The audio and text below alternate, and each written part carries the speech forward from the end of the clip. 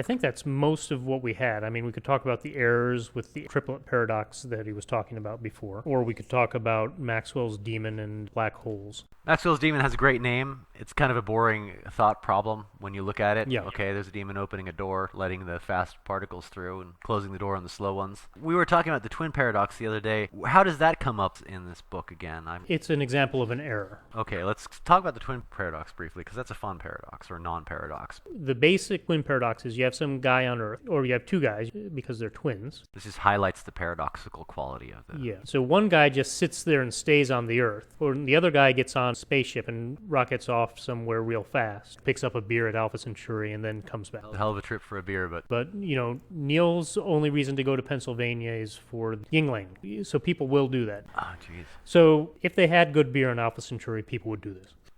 But from what I've heard, they don't. They may. We should find out. Yeah.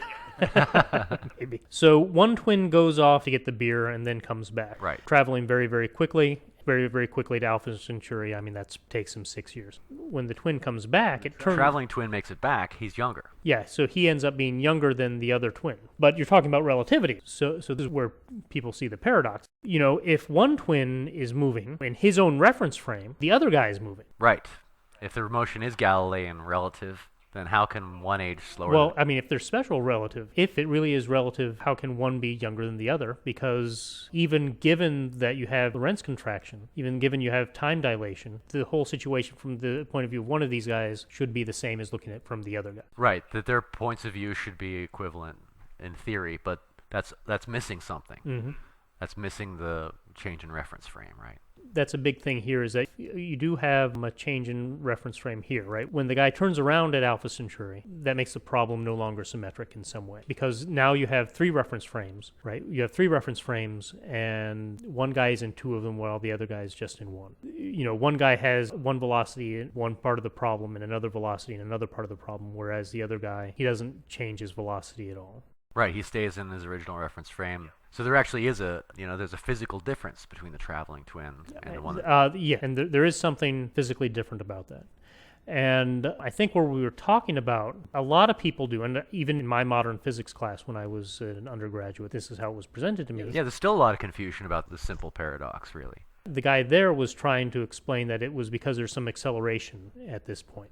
Right, and I'd read that online and fallen for it hook, line, and sinker. Well, I mean, it makes sense because that's the asymmetric part. Got this asymmetric effect, so you want to look at the asymmetric part of the problem. And that is an asymmetric part. The problem with that is if you were doing it that way, all of that aging would really have to happen here. Right, and it doesn't, and we know that. It's not the turning around that makes the aging, because if he travels longer, if he goes 10 light years away to Betelgeuse or something, and comes back, he's actually going to have a much bigger age difference. So it's not just the turning around that does the aging. That's right. It's his time spent in that other reference frame that's in motion. Because he's experiencing a different rate of time because he's experiencing a rate of space which is different. So the way to look at it is that sort of the path length that he takes to get to the same spot, right? Because they come back together is longer. Right, he's gone through more space, I guess, or more time, both, actually.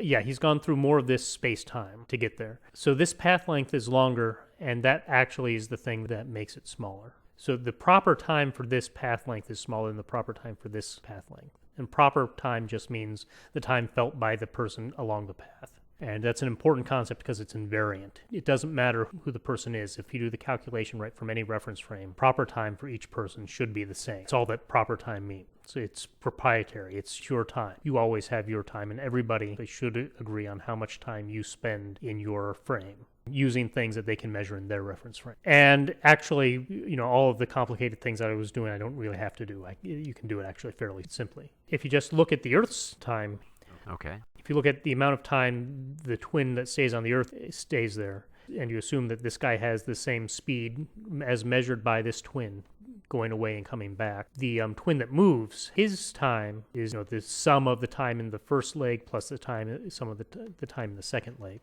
right? Okay. And to get to the proper time that the guy on the Earth would measure, minus v squared over c squared, excuse me. This guy would measure that it would take the guy on would measure, takes the other guy t over 2 to get to this spot because it's halfway through the... Oh, right. It's halfway through the path, right? So half of the time for the guy who's going to Alpha Centauri is spent going to Alpha Centauri. But this gets even more complicated, doesn't it? Because the brother on Earth, he won't see the event of his brother arriving at that distance. No, he until won't. much beyond that, much past the middle of the trip. They like to do things when you're doing this, showing light beams and stuff in the Minkowski space and showing you how many years it takes in each spot. You're talking about the proper time, and so they've already accounted for that and derived it using the laws of special relativity. Yeah. So they can predict that even though they haven't seen you arrive there, today he's arriving, even though it seems like he's still on his way. Yeah, so you don't actually need to do all this complicated stuff with little light beams. It's fun to do that. You don't have to do that. Okay. In a class, I would do this the other way. I would go through this entire sketch with the light beams and then derive this 1 minus v squared over c squared, the square root of 1 minus v squared over c squared. That's your time dilation factor, also known as the Lorentz contraction, right? Well, Lorentz contraction is the spatial. The quantities are the same. The proportion factor is always the Lorentz transform, right? Yeah, so they're both parts of the Lorentz transform. So you could take the Lorentz transform times just the observer on Earth, his time, to understand how much less time passed for the traveling. All right. I love, by the way, I love it when they use beta instead of v squared over, or... That is a nice way to do it, if you're doing an entire class on special relativity or something like that. But if I'm talking with students and you've only got 2 weeks of special relativity or something like that, I've found that just confuses them more.